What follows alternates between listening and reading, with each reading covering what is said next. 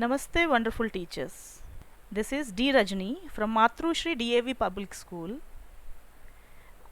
I take this opportunity to welcome you all to this online capacity building workshop 2020.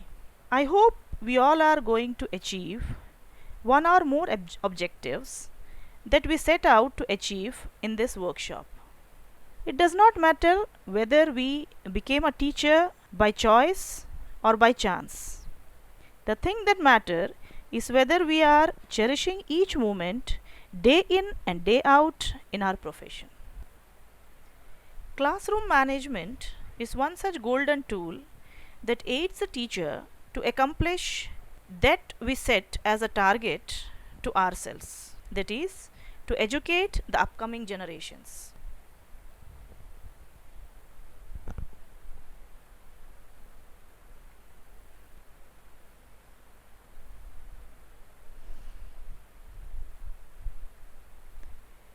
In most of the cases, decision of closing down of schools as a pre-lockdown precaution was so hasty and hazy the teachers had no time to pack up our belongings and begin figuring out systems to keep kids learning at home. While very stressful, teachers admitted the initial transition came as a bit of a relief. They no longer had to wait for the other shoe to drop. Some teachers even felt like it might be a much needed short break routine. But as weeks turned to months, remote learning brought new stress for teachers. Used to working on their feet, educators got a crash course in working at a computer all day and also struggled with setting up a schedule, working from home, and managing parents and communications. Those challenges have been exacerbated by the atmosphere of uncertainty and the news that most of, if not all, schools will remain closed this school year. Many teachers are left wondering how they will avoid burning out, especially without the face to face interactions with students that keep them passionate about the job. So now, our responsibility as a classroom teacher has been shifted to as an online teacher. So, a transition from classroom management has to take place to virtual classroom management. And that is the topic of our today's workshop. Let us start with the first aspect of classroom management, that is content management in our virtual classroom. Content management, as given by Froyen and Erverson in 1999 in their study, that content management does not refer to skill or skills peculiar to teaching a particular subject, but rather to those skills that cut across subjects and activities. In planning classroom management, teachers should consider using an assertive communication style and behavior, because content is same, but it depends on the skill set of the teacher how it is being carried to the students or their classrooms. We should keep the following points in our mind while planning of our content and execution of it in our online classrooms situations. Use a syllabus to prepare the rest of your life. Syllabi are not meant just to tell students what is going to be due later in the semester. They are given to them so that they can know in advance how much of their life will be given to a particular class. Their whole life is not about school, but they need to know how school fits into it. Our main focus as a teacher is to prepare our students for the rest of their life.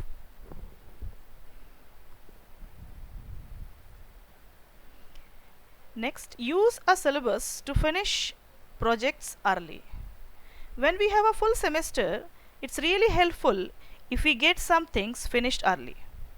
We have probably noticed that at the end of the semester, every class piles up.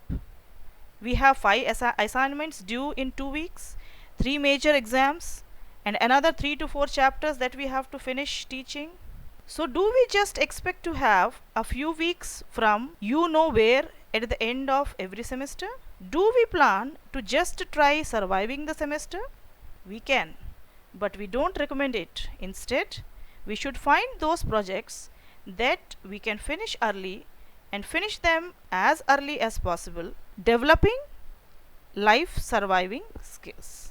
It's pretty simple, really. If we get some things out of the way early in the semester, we can focus more mental energy at those things that can't be moved, like final exams. These are certain suggestive activities which we can plan, keeping in mind various skill sets like online self test, flashcards, social bookmarking, searching for facts comes under remembering, and it develops skills like identifying, recognizing, listing, naming, retrieving, etc. Like that, we can follow various other activities which are given in our screen.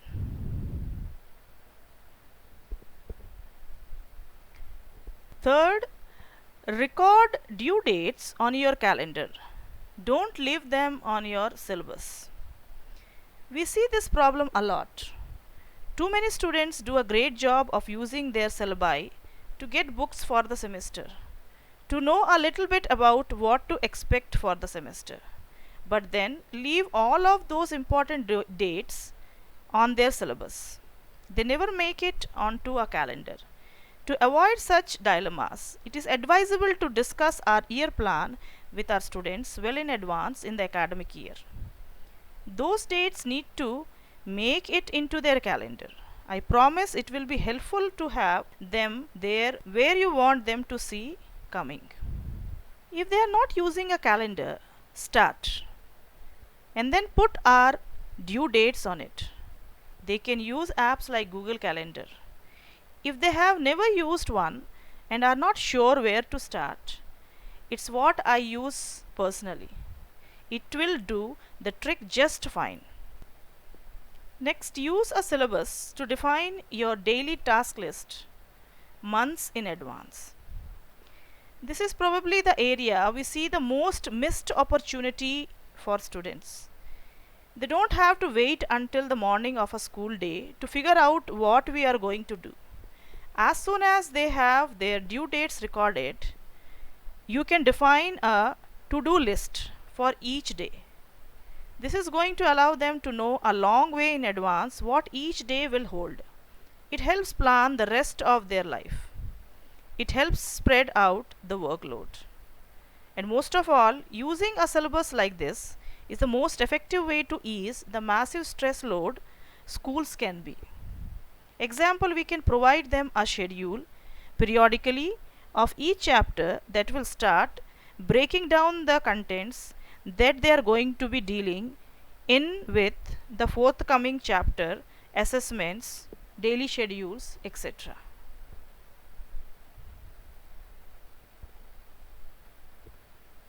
Lesson planning, most important aspect of content management.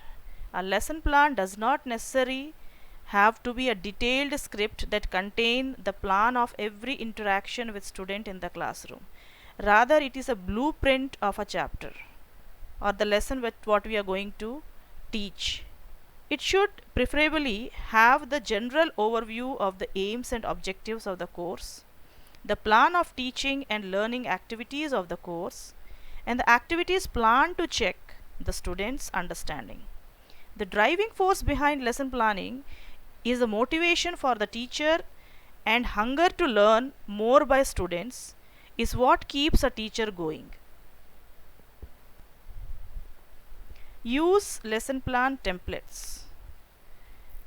While making lesson plan, generally there is a question: where do I begin? I often ask when designing an online course, who will take this course and what are my learning objectives. This information can help inform all of the subsequent design decisions you will need to make while creating our course. Next, while making a lesson plan, identify component skills.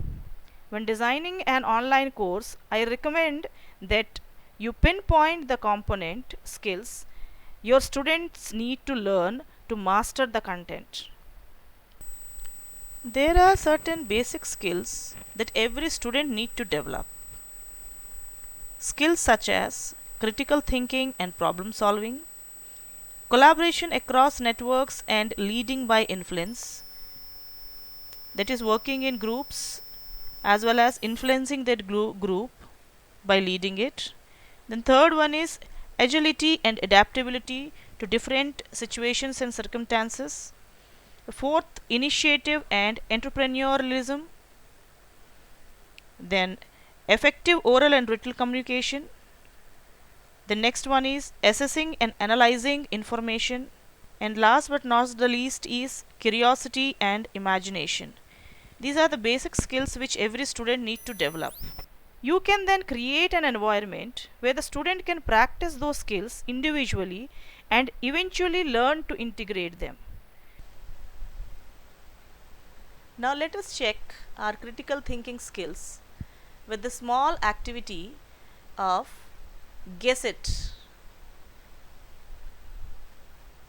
In this caricature which is there on your screen, you need to find out what this is representing and put it on your chat box. Now the next caricature, use your thinking caps. Come on, respond in your chat boxes. Let us see how many responses we are going to get.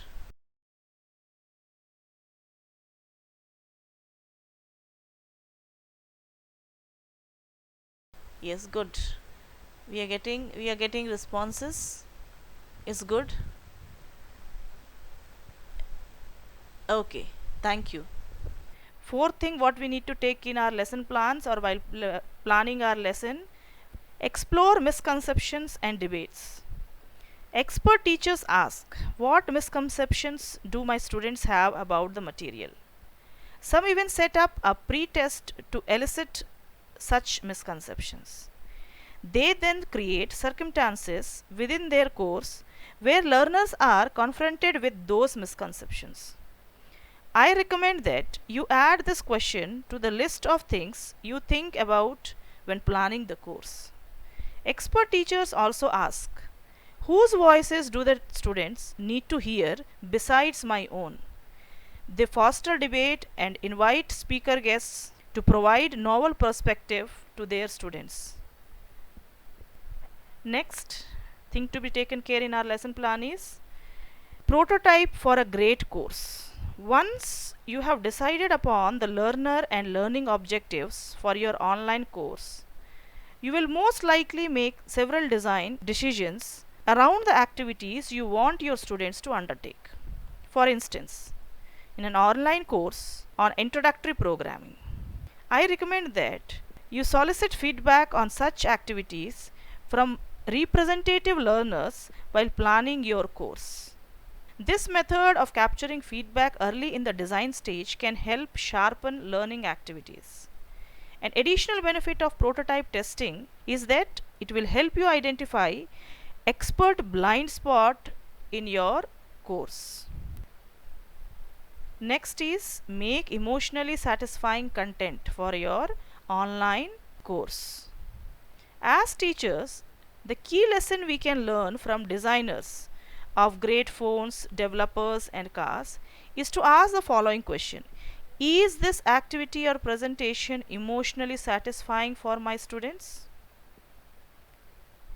Have a look on the video on lesson planning.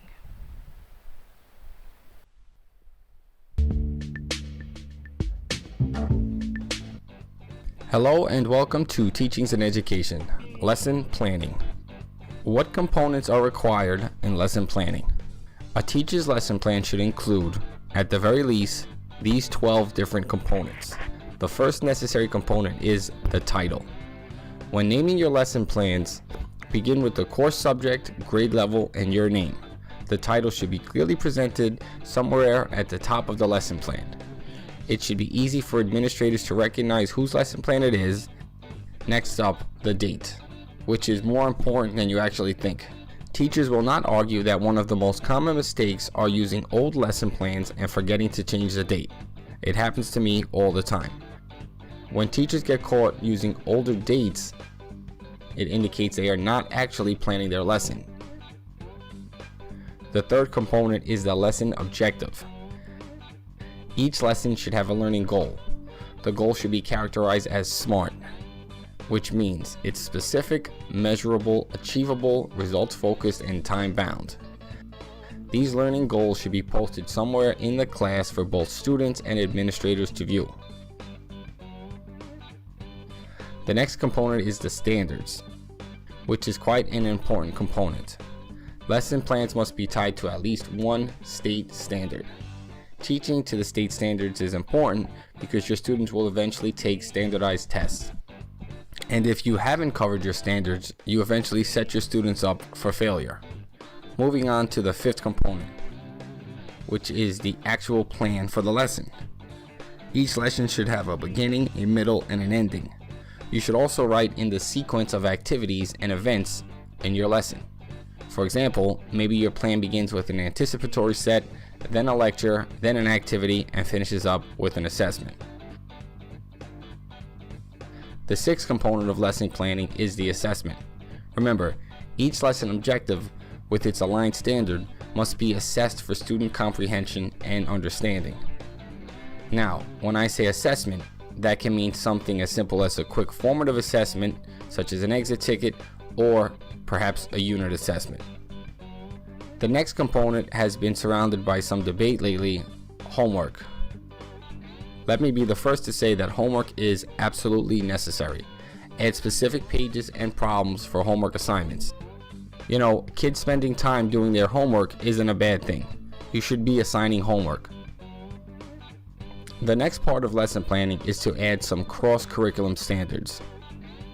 English language arts and other subject standards should be included when touched upon in a lesson. Especially look to incorporate English language arts. Think about a physics lesson on quantum mechanics and Albert Einstein. That lesson could have both history and science standards. The next component is differentiation, which great teachers actually do. You can include differentiation of instruction through content, process, and product. Also, differentiate for students with disabilities and ELL students as well. It should be noted that differentiation of instruction takes a lot of time and effort as well as planning. The 10th component is technology. Add technology skills and practices into your lesson plan if possible. Now, not all lessons you give will incorporate technology. Nevertheless, as teachers, we must prepare students for the technological world. The next component should be included is the written component. Remember, writing is a transferable skill that students need for most disciplines and need as career professionals. Even if you're teaching math, have your students write out steps to solving a problem. Place open-ended questions in your assessments. And now, we finally made it to the last component: career skills and career-ready practices. All teachers should try to instill career-ready practices that will prepare their students for careers later on in life. Education is ultimately the responsibility for preparing students for life outside of school. And click the link below for a sample of this lesson plan. Assessment and distance learning. All of us are challenged with trying to implement effective teaching in this distance learning environment, and assessment is certainly a part of that. Many schools are wrestling with grading practices, with some choosing pass-fail structures and others are sticking with traditional grading practices. And of course, there are others who are somewhere in between. But all of us will need summative assessments of student learning. Whether we report them as a grade or pass fail. But my suggestion, stop assessing everything. By everything, I mean every single content standard. In order to make a guaranteed and viable curriculum, we need to make strategic decisions about what is need to know and what is nice to know. Using the REAL criteria, that is readiness, endurance, assist, and leverage, teachers collaborate around whether a particular standard should be considered a priority.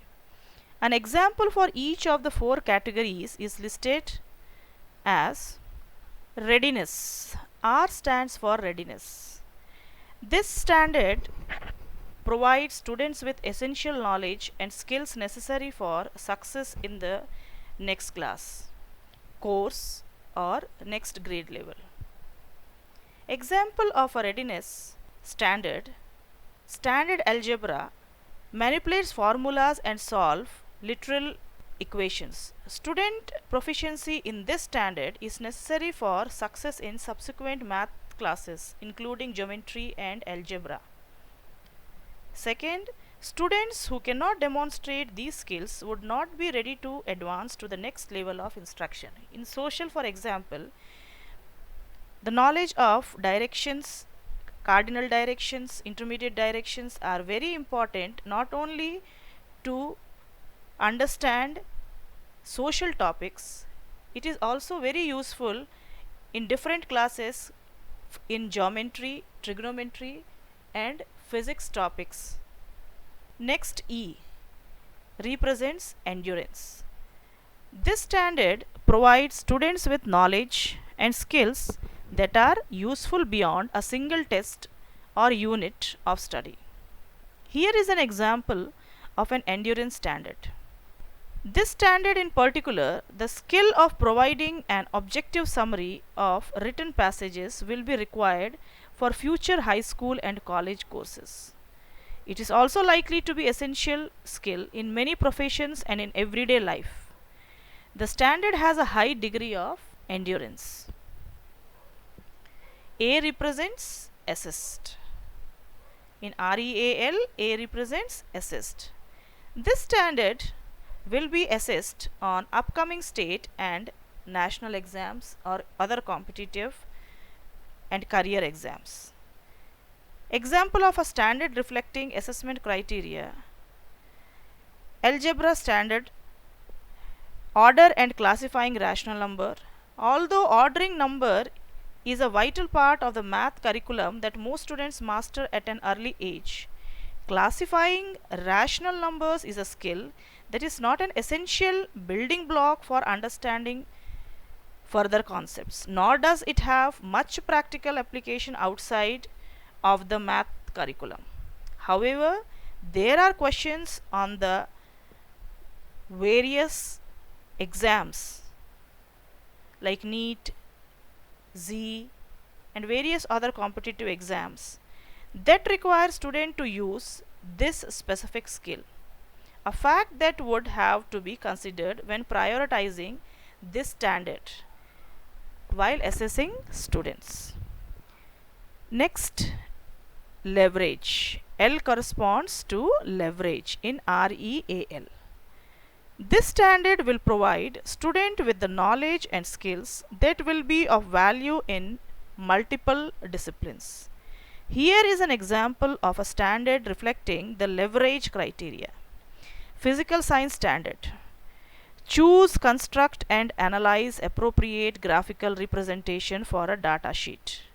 Though it is a part of the physical science curriculum, this standard has significant leverage. Student will be expected to apply these skills in future science classes as well as other content areas such as social studies, career, and technical education, as well as in math.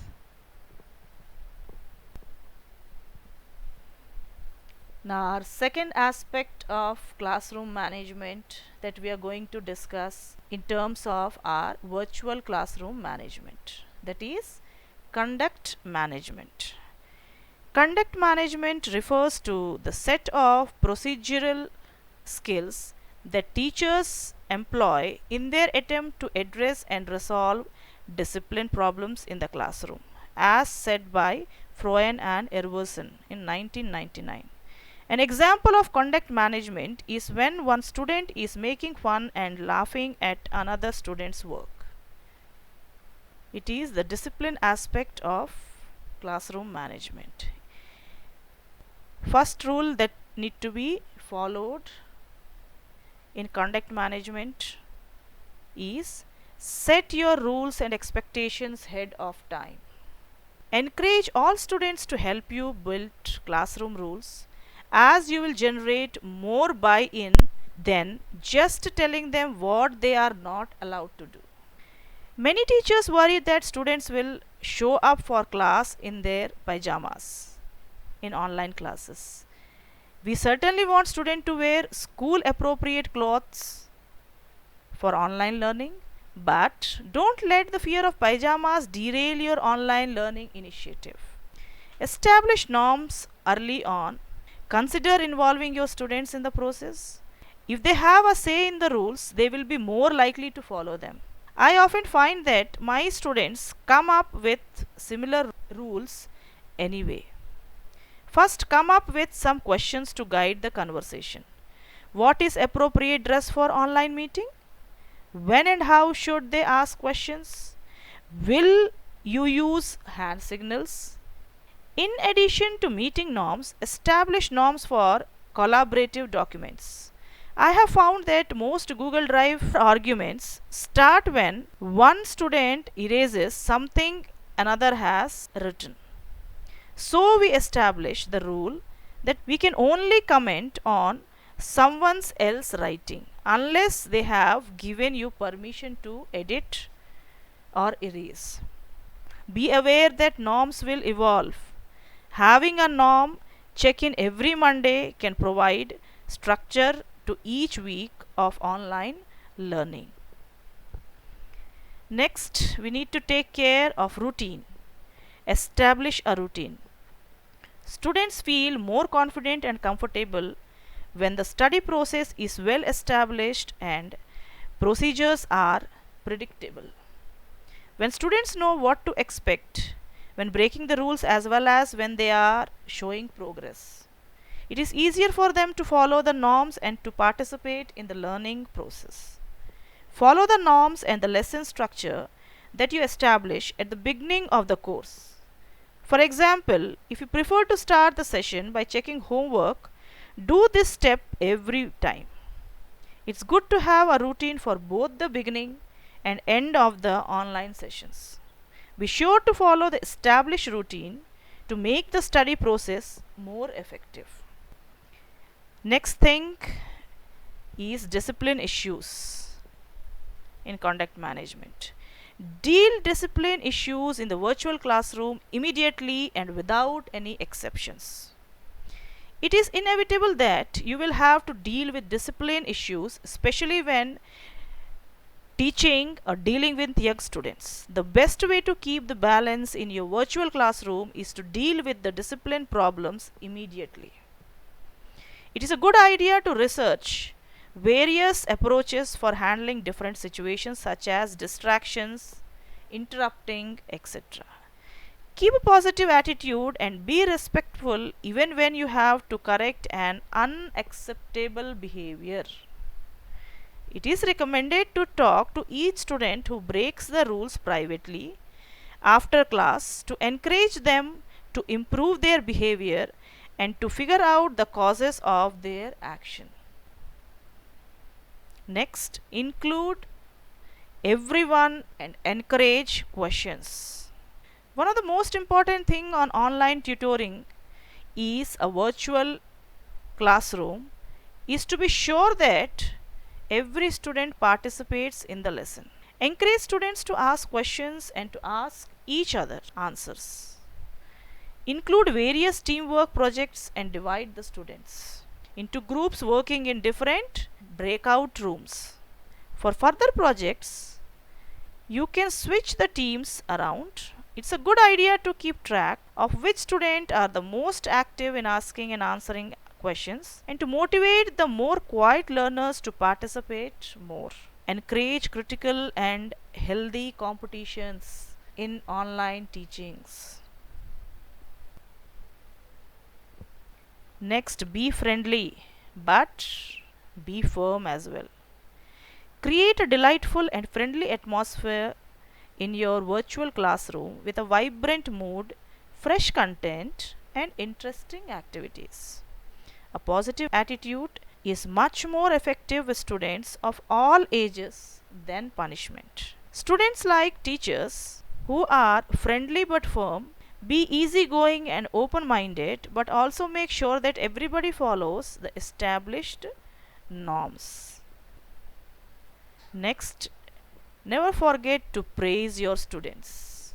One of the first thing we need to establish along with the rules and norms in our virtual classrooms is the reward system. Explore different ways of praising your students when they are making progress.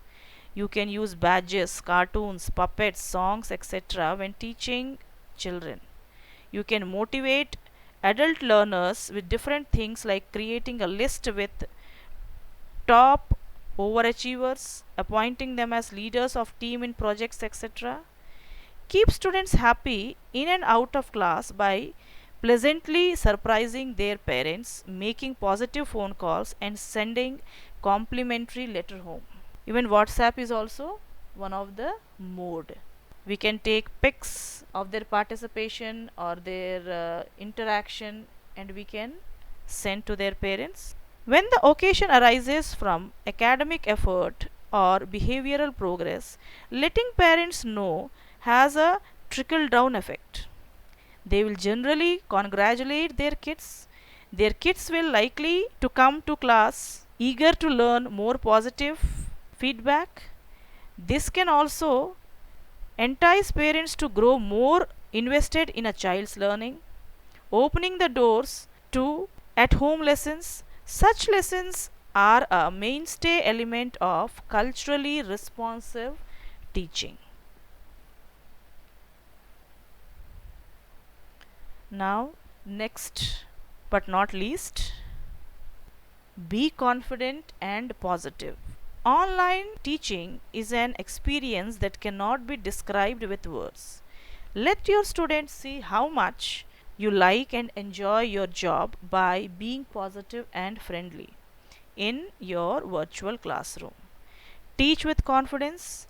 If you don't feel confident, do your best to make it look like you too, because otherwise your students will sense your hesitation. The best way to avoid stressful situations during teaching is to prepare in advance.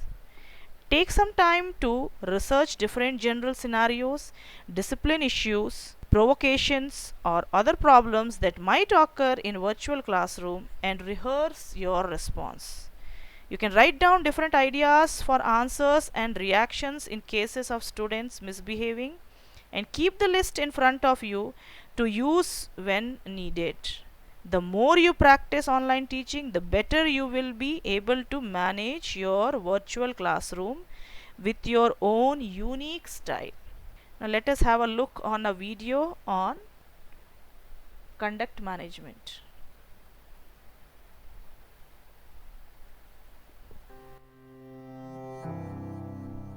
Let us have a look. Instructional videos are powerful tools to enhance student learning at home. They allow students to learn at their own pace and free up time for teachers to support students individually. But too often, they lose their effectiveness because educators make common mistakes. Research has found that videos are often too long, too confusing, too unengaging. Avoid common pitfalls by following these 5 tips. The longer the video, the less likely students will pay attention. Research shows students start tuning out after about 6 minutes. Instead of having one long video, think about breaking a lesson into short segments. Too much text on screen can overwhelm students. Instead, use visual cues like arrows to indicate key concepts, and diagrams to help explain ideas. Students learn less when they listen passively. Throughout the video, encourage students to reflect and take notes. Check for understanding by incorporating questions and short quizzes. Organize your video into chapters. That way, students can find a section quickly when reviewing materials. Students will be more engaged if the video feels authentic. Use a casual tone and speak encouragingly. And remember to just be yourself. Make students feel like they are in your classroom. Now, third aspect of our classroom management is covenant management that we are going to discuss in our virtual classroom scenario. What is covenant management? According to Froyen and Evanson, covenant management focuses on the classroom group as a social system that has its own features that teachers have to take into account when managing interpersonal relationships in the classroom. So basically, covenant management deals with interpersonal relationship in the classroom between student, between teacher and student, between parents and student, etc. The first thing which we need to take care in covenant management in virtual classroom is how we are going to engage our students. So focus on engagement. In a traditional classroom, engagement is a nice to have. We would like to engage our students. But if it's a choice between engagement and order or engagement and standards, engagement loses order. When teaching online, the priorities flip. If we cannot engage our students, they may stop showing up. And if they stop showing up, we may not get them back. When working online, students have endless sources of information. They don't need a teacher to explain something for 45 minutes. Keep whole sessions short, around 10 to 15 minutes. Let students know that you are there for them. Make few announcements and send them off to complete their activities. Next, we need to take care of real-time communication. Don't spend too much time and energy on recording videos. Too many educators are focusing on making videos instead of connecting with students in real life or real time. Making good videos is hard, and most of us are not going to make a better video than what's already out there. Frankly, it's a waste of time for thousands of teachers to all be recording video lessons on the same topics. What students need from us now is personal connection, especially in this pandemic times. Whole class meetings to create a sense of normalcy, small group sessions to allow discussions, and one-to-one to help students set goals and stay motivated. The concern about legal and privacy violations are important, but a bit overblown. Just make it sure you are using a conferencing platform that is compliant with privacy laws. Zoom and Google Meet are both compliant provided we use the education versions. We don't have students create personal Gmail accounts or Zoom accounts using their personal emails. You can use these tools to have whole group sessions and a small group sessions. Consider providing office hours for students or parents. You can even put students in teams and have them set up their own sessions. Just don't turn the online experience into a correspondence course. Students need human connection now more than ever, and connecting with their teachers and peers will help them feel that some things are still normal. Now, next, in covenant management, we need to inculcate in the student a sense of ownership. So, cultivate student ownership. Student ownership is a critical feature of online classroom management. As teachers, we can present students with options and opportunities to learn, but we are not the ones responsible for their learning. Students feel more ownership of their learning when they set their own goals and when they have choices, but about what they learn and how they learn. Talk to your students about ownership. Ask them about their goals. Have them write down their goals for online learning and have them reflect on their progress throughout the process. When shifting ownership to students, they also need room to fail. If a student misses a deadline, we may want to step in and take back control. Instead, try to avoid judgment. Ask them guiding questions to help them reflect on the experience. Help them decide whether to revise their goals or to simply extend the deadline. Next, start slow. The shift to online learning has been extremely sudden, but we cannot expect to continue instruction at our usual pace. We all need some time to adjust. Realize that the first week or two are going to be focused on the process of online learning. Students will need to adjust to the new normal and learn all the new programs we are introducing. I am hearing from teachers who started teaching online classes from 4 to 8 weeks ago. Many say the biggest mistake they made was not reducing the amount of work they assigned. If you start at full speed, it will get messy. Students will get overwhelmed, some will check out, and by the time we figure things out, they will be less receptive.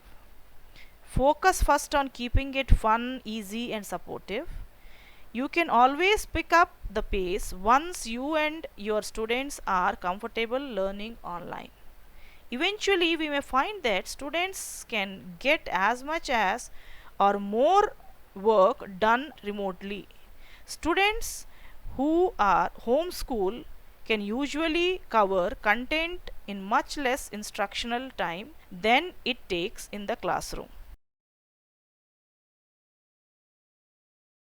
Now I am going to unmute all of you, but I request all of you to mute yourselves. But Ramalakshmi ma'am, I want her to read this paper clipping which is reflected on your screen. Let us go through this paper clipping. Let us listen to Ramalakshmi ma'am from Safilguda.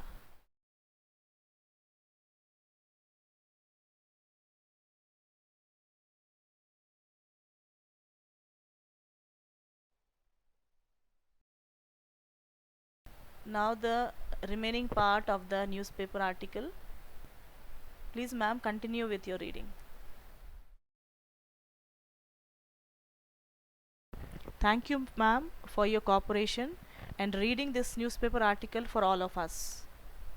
With that we come to the end of this session, but before that I am going to post a link of the works and activities to be done and feedback form.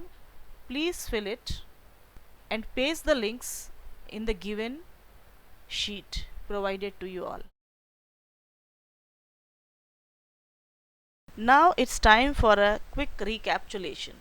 The link for recapitulation in the form of Google Forms is provided to you in the link in the chat box. Open it and do it. Now it's time for your valuable feedback about the session. Hope you all have liked this session. Link for their feedback is also given in the chat box. Please click it and fill the form. And with that we came to the end of today's session of virtual classroom management. Thank you for your patience listening. Take care of your health. Bye.